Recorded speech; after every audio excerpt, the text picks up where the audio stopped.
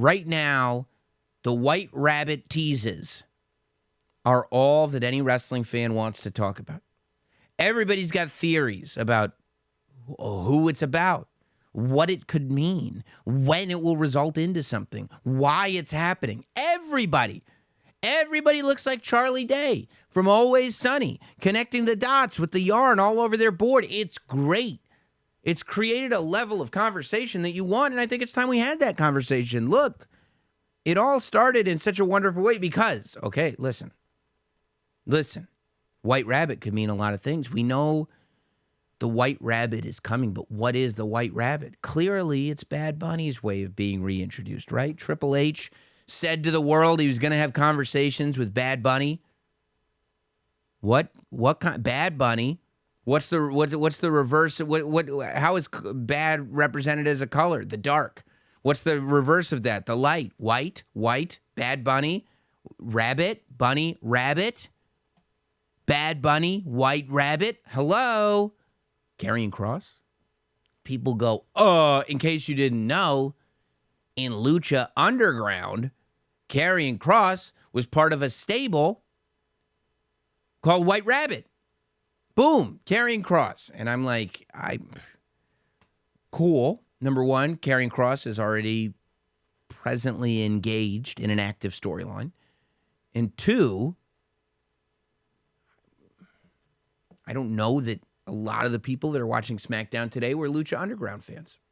Wow, what is the White Rabbit, first of all? It all starts, you got to love a mystery, a whodunit, a puzzle that you need to put together, but you can't even find the pieces for it. It all starts on SmackDown in California a couple of weeks ago. When during the commercial, not even on television, during the commercial, the song White Rabbit by Jefferson Airplane starts playing. Feed your head. We've all heard the song before. It's an iconic song. By the way, it's an incredible song. It's one of those songs that you're just transfixed by. You can sit in it. It's a song that creates a world. Like you start listening to the lyrics, you can interpret the lyrics in a whole bunch of different ways. It's a formatically. It's not a verse, chorus, verse, chorus song. Just as it's picking up into what you think is the chorus, that's the end of the song. It's 2.5 minutes. It just builds and builds and builds. And it just sends you on this journey. I get goosebumps just thinking about it now because I was listening to it earlier today. I was getting goosebumps. I've always been a fan of that song. It's a drug song, you know. It's about doing drugs and the effects that drugs have on you and the way they warp and change your mind. Of course, it's littered with Alice in Wonderland references, which a lot of people take the original Alice in Wonderland story to be a drug story, you know, LSD, things like that. There's a giant caterpillar that's smoking a pipe. Who knows what's going on? You know, the Mad Hatter's there. We're going down. We're spinning. Is any of it real? Alice is 10 feet tall. The whole thing's happening, right? So this song starts playing on SmackDown during the commercial break. And the only reason that we find out about it is because tweets start going out. Hey, this is interesting. Look what was playing during the commercial break of SmackDown. And by the way, while this song is playing, people start lighting their cell phone lights up the way they used to do with a certain WWE superstar. The ball starts rolling and people start hearing the song after SmackDown at live events that weekend, Saturday and Sunday. In between matches, White Rabbit starts playing. And it's really interesting when you watch these videos of how the song was played. Because number one, it is not the original Jefferson Airplane version. The instrumental is cut out. So it is just the a cappella it's just the vocals of the song that's playing through the arena. There's this one moment where as the song is hitting a climax, the singer just shouts, "Remember," and as she says "remember," while the lights had been dimmed for the entire song, red light just starts going through all the big lighting sources in the arena. As soon as she says, remember, we see red lights shining. The type of red lights that were associated only a couple of years ago with a certain WWE superstar. So this continues. The red lights, the song, everything. Everything. We get to Monday Night Raw 7 days ago.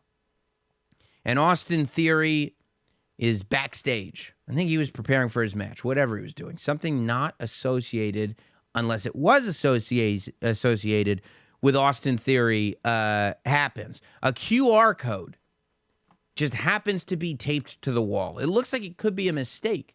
Maybe it's a scan for people to scan for parking. Maybe it's employee parking. We don't know. But us wrestling fans were curious, and we're smartasses. So if it is a mistake, we'd like to take full advantage of it. But we scan the code. All of us were watching Raw. We scan the code.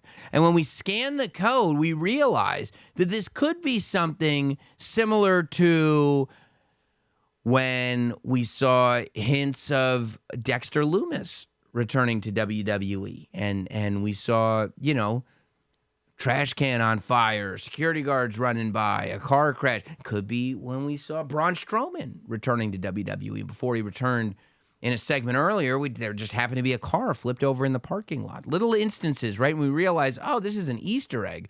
This was meant to be there because when we click on the QR code on our phones, first it says feed your head with a white rabbit on it, and you go, oh boy, this is the white rabbit. This is it.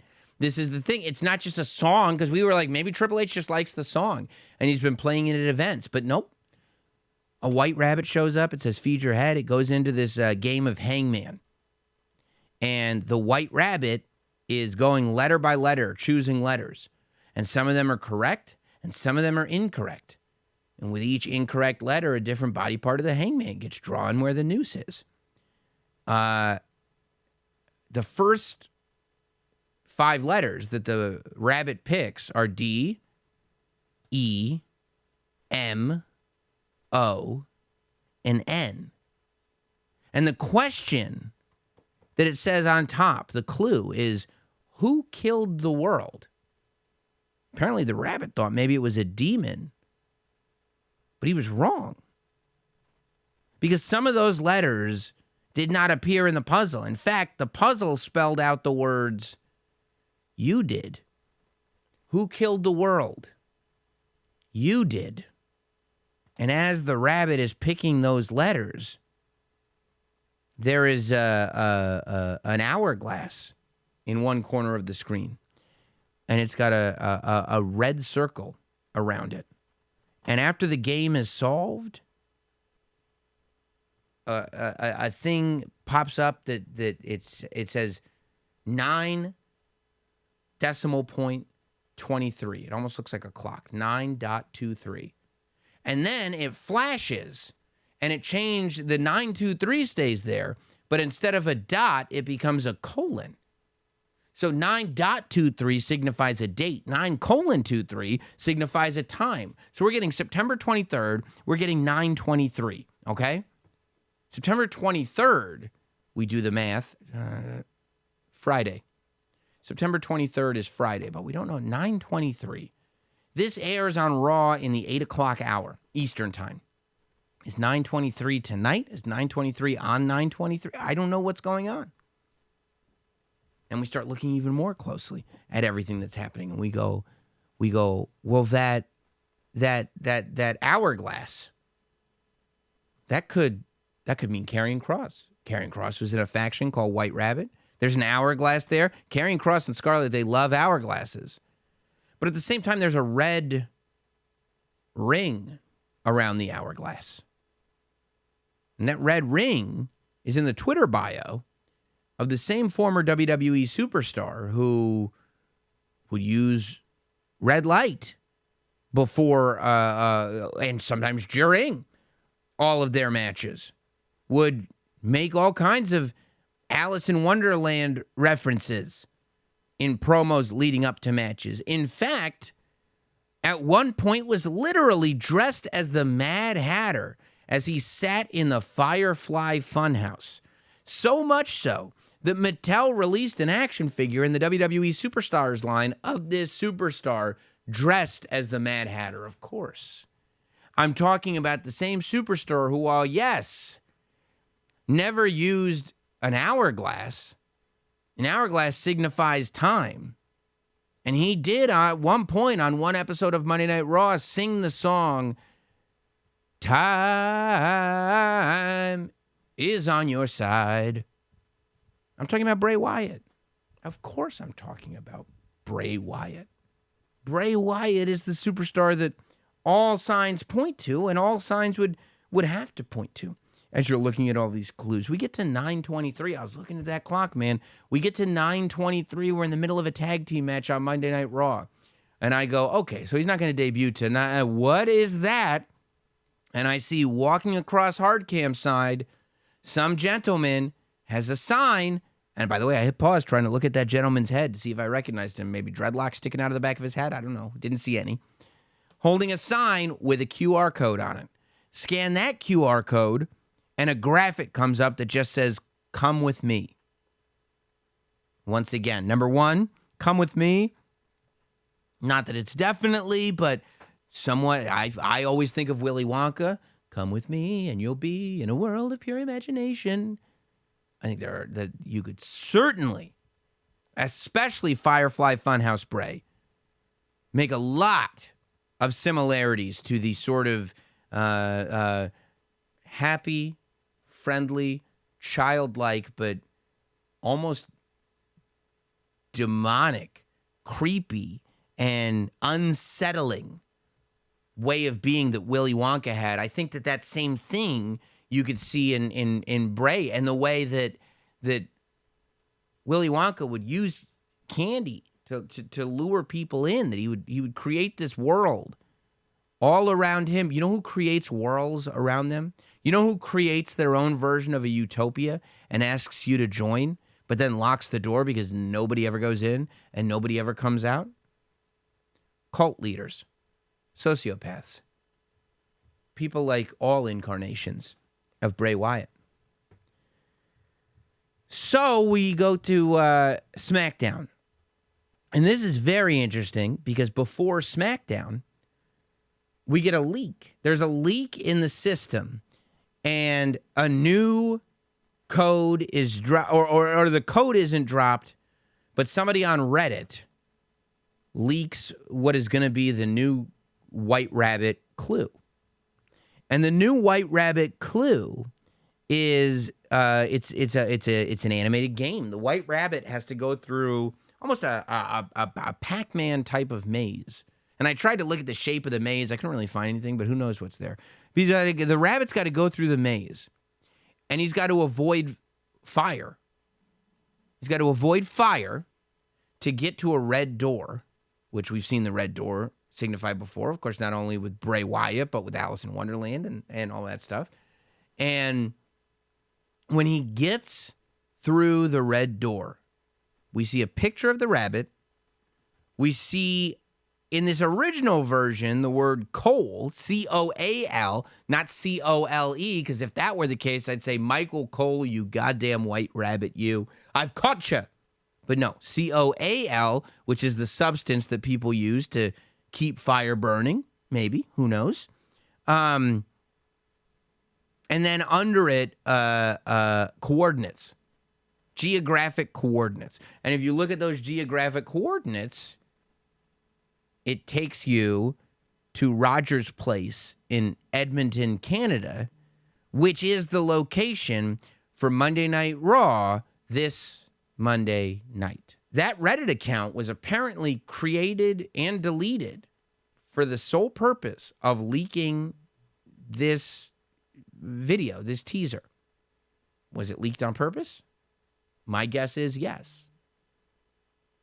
It's important, though, that you keep paying attention, because on SmackDown, Hit Row is backstage, and we see in the monitor there's a QR code behind Hit Row. They're not paying any attention to it, but I was. And I click on it, and it's the same animation that we saw leaked earlier. But instead of the word Cole, the word Patricide is put up there. Of course, Patricide meaning the act of killing one's father. The Latin father, side, homicide, patricide, the whole thing. So patriarch, patra. So, and I go, patricide, huh? I go, okay, all right. Demon, coal, patricide. Patricide can mean a lot of things. Patricide, I mean, the word doesn't mean a lot of things. The word only means one thing, but just to put out there that patricide is something that the White Rabbit is interested in. Well, who is the White Rabbit's father? Because I want to warn this guy. And I go, who is the White Rabbit's father? Well, if the White Rabbit is the person that we all think it is, Bray Wyatt. Bray Wyatt was a creation, sure, of Wyndham Rotunda, but realistically, Bray Wyatt came to life at the hands of the same man who said, listen, Bray Wyatt is one of the most amazingly creative people that I've ever done business with, but he needs to be reined in. He needs somebody to keep him in check. Bray Wyatt was born when NXT was the baby of Triple H. You could easily say that Bray Wyatt is one of the Triple H kids. The same way you could say that Sasha Banks is a Triple H kid. Charlotte Flair is a Triple H kid. Bayley's a Triple H kid. Bray Wyatt is a Triple H kid. And I'm not saying it is or it isn't. But we talk about new kayfabe and the way things are done in interviews.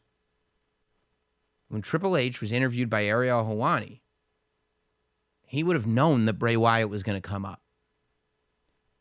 What he said about Bray was flattering, but I found to be, I would have taken, if I'm Bray, especially, if I take pride in what I do, I would have taken it to be a little condescending. If somebody goes like, man, Sam is great, but he's got to be reined in, I'd go, you know what? Go f*** yourself. That's what I would say. That would be my response as a performer. I'd go, how about you don't give yourself credit for reining me in? How about you give me the credit for being me, right? Well, what if Triple H was planting a seed there? What if Triple H, is the arguable father of Bray Wyatt,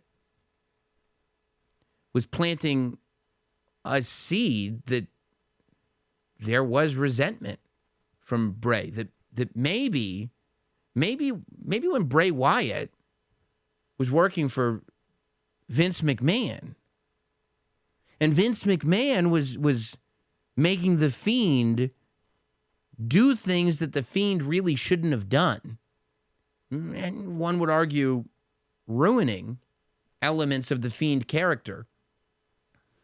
What if Bray sees Triple H, his father, as not being there? Maybe he sees it as a betrayal. Maybe he sees it as a cause for patricide. I don't know. The question is not, is this Bray coming back? The question is, what story is Bray telling coming back? For me, the exciting part of watching the White Rabbit unfold is not, oh, I wonder if it's going to be Bray. It's what story is being told. It's when that one word, patricide, sends me down a rabbit hole, which is what this is all about. Because when you look at Bray Wyatt's characters, and I did a whole podcast right after Bray Wyatt was released, diving in and being analytical about who Bray Wyatt was as a character. Because people talk about the different incarnations, but it's all one character. Bray is Wyndham, who is Husky, who is the Fiend. The Fiend is a remarkable character, and Firefly Funhouse Bray is a remarkable character in the world of professional wrestling because it is so ridiculous, so over the top, so supernatural. It's a horror movie villain. He's not selling anything. You can't hurt him. He can live through this. He can live through that. And While all this is going on, the subtext of the story that he is telling is as real as anything has ever been in wrestling. One theory that people have had is that, oh, maybe this will be another faction. I don't think Bray needs a faction. The Wyatt family was the Wyatt family. Bray is telling the story of Wyndham Rotunda in this world of professional wrestling. And that Wyatt family is part of it. But we've moved beyond it. We are watching a man dictate to us the documentation of his career as it happens in real time. I've heard people go, well, maybe the puppets are going to be turning into real people. Maybe Dexter Lumis and Karrion Kross and Braun Strowman, maybe they're all going to come together and form a new family. And one of them, Scarlet can be Abby the Witch. And it's like, yes, that can be a thing that happens, but it wouldn't acknowledge the fact that the puppets already are real people. The puppets are Bray. The puppets always were Bray. The puppets always have been Bray, except for the boss. That's Vince. But all the other puppets who don't look like Vince McMahon, who look like cartoon characters, they're Bray. Ramblin' Rabbit is Bray rambling through promos. All these puppets are Bray's shortcomings. Huskus the pig, eating all those chocolates with his weight band on. That's Husky Harris, Wyndham, who was an incredibly athletic guy, who was an incredibly strong guy, but he was overweight. Actually, the match that you get, if you have the WWE Network, if you live outside of the United States, or you have what's it called, IP, and you can get access to the WWE Network internationally, and you look up White Rabbit, the only thing that comes up is the Firefly Funhouse match from WrestleMania 36, I guess it was. That's the only thing that comes up. But to me, it's everything that the Firefly Funhouse Bray Fiend character was. Bray, in that character, took us on a journey through his mind and through his insecurities. The Firefly Funhouse, once you went in there, that's what it was. It was a journey through the most vulnerable, dark parts of your brain. And at WrestleMania, John stepped into the Firefly Funhouse, John Cena. And he had to take the journey that Bray went on to be who he was when he was the Fiend. John Cena had to go on that journey where he saw all his insecurities. He saw the fact that he could have turned heel like Hulk Hogan and become Hollywood, and he never did. That he failed when he first showed up on SmackDown and said ruthless aggression. He saw all of it and ultimately was conquered by Bray Wyatt. But that's not who's coming back at the end of these White Rabbit clues. I think the person that's coming back is the White Rabbit. I think the person that's coming back isn't coming back. He's coming for the first time. He's never been in the WWE the same way that when the Firefly Funhouse began, that while, yes, we'd seen Bray Wyatt before, we hadn't seen this Bray Wyatt before. This honest Bray Wyatt. This Bray Wyatt that through this device was taking us through his brain. Well, what happens when that device, that character, becomes one of the most popular things in wrestling and then somehow gets manipulated to the point where it loses all of the spirit that it once had?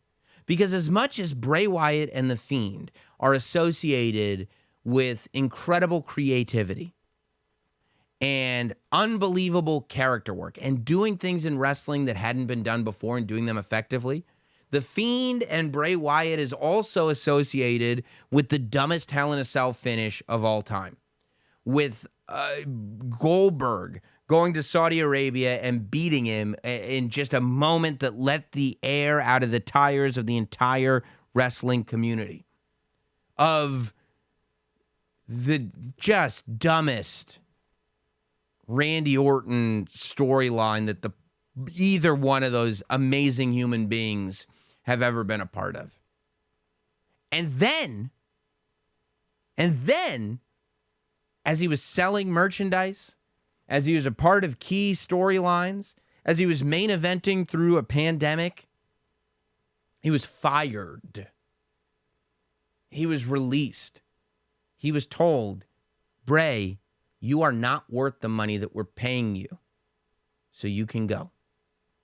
And then, as he sat at home, he watched Alexa Bliss, who had only grown as an act with him for a period of time, continue on with this Firefly thing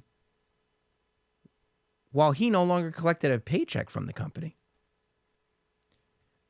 I don't think Alexa Bliss is involved anymore in this angle because I don't think the reason I don't know that Alexa Bliss is involved in the White Rabbit thing is because I don't know that Alexa Bliss is involved in the story of people who betrayed Bray from Bray's perspective.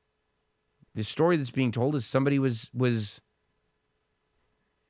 treated in a way that was unfair. And I think that's the venom, that's the fire that fuels the White Rabbit. And that's the dark place that maybe the White Rabbit is trying to avoid, but is so clearly there. When bad things happen to us that we feel are unfair, it doesn't do us any good to dwell on those things. But man, can it be difficult to move on. And maybe that's the journey of the White Rabbit. I don't know. But I do know that I'm not wondering who the physical body is going to be that is portraying this White Rabbit character. What I'm wondering is, what does Bray Wyatt look like now? And in a world where, in real life, Triple H is the one that's telling the stories, do we get to see a Bray Wyatt story? Because Bray Wyatt, this is his third time at bat. The first two started real strong and ended poorly. The Wyatt family started really strong. Went straight to a rivalry with John Cena and went nowhere. The Fiend started incredibly strong. Won the WWE Championship. Ultimately went nowhere. What does a Bray Wyatt in 2022 telling his story in a 2022 WWE look like? That is what we uncover when we uncover the mystery of the White Rabbit.